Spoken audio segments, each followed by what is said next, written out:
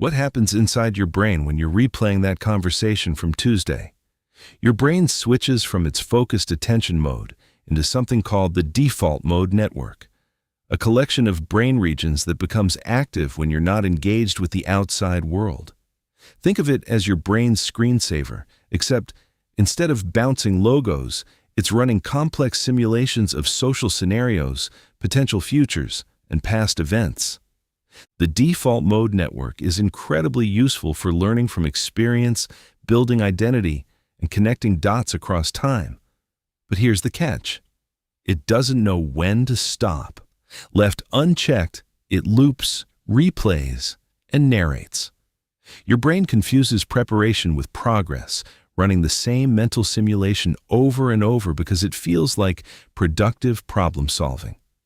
From an evolutionary perspective, this isn't a bug. It's a feature that kept your ancestors alive. Researchers theorize that worry may have once helped humans plan better and avoid danger. The capacity to worry about what could go wrong may drive people to plan better, take fewer risks, and be more cautious, all of which contribute to long-term success and survival. In evolutionary terms, some degree of anxiety might have been an adaptive trait, especially for intelligent individuals who needed to foresee threats before they occurred. Your brain can't tell the difference between a work deadline and a charging predator. The same ancient fear circuits that once kept our ancestors alive when facing deadly threats now activate for modern social and professional situations.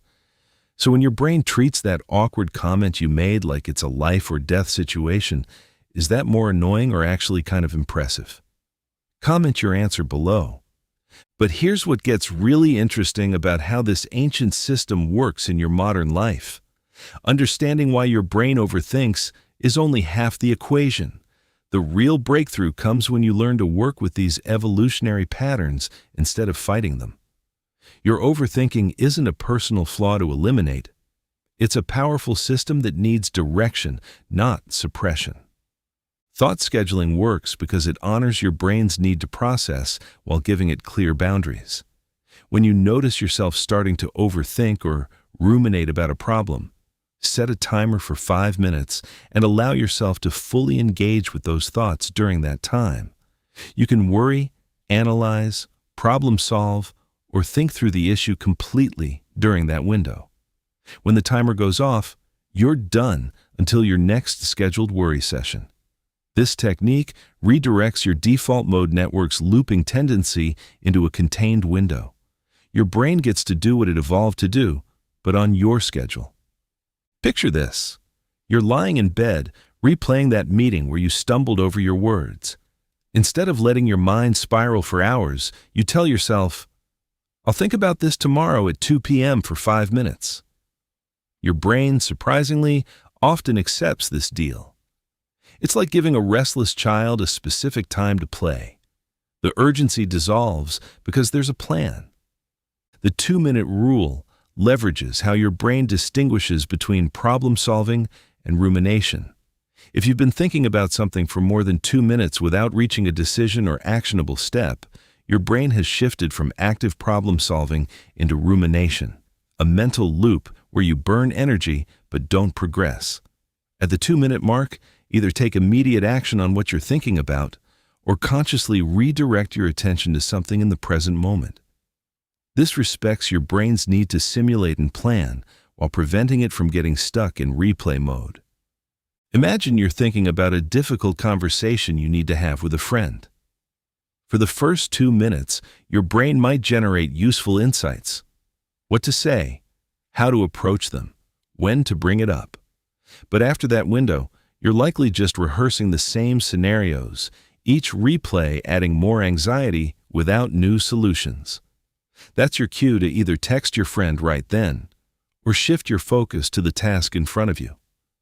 Cognitive restructuring creates distance between you and your thoughts. When you notice anxious thoughts, label them without judgment. Planning, worrying, remembering, as if watching clouds pass through the sky. This simple act of naming interrupts the default mode network's grip, helping you observe your thoughts rather than being consumed by them. Think of it like being a narrator of your own mind.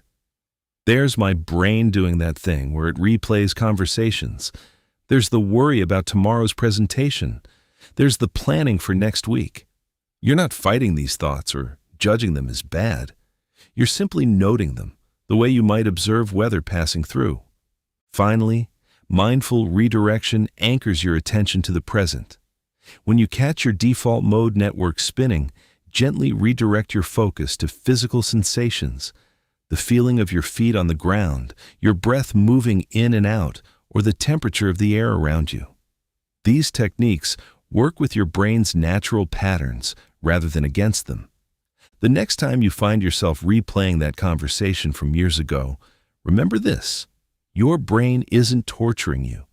It's trying to protect you using the same system that helped humans survive for thousands of years. The conversation you're replaying might be long over, but your brain is still there, still working, still trying to help you navigate the complex social world around you. The difference now is that you understand what's happening, and you have the tools to guide it. Your overthinking brain isn't your enemy. It's an incredibly sophisticated system that just needs better instructions. And now, you know how to give them. Subscribe for more psychology-backed overthinking strategies, and watch this next. It reveals the specific anxiety management techniques your brain actually responds to.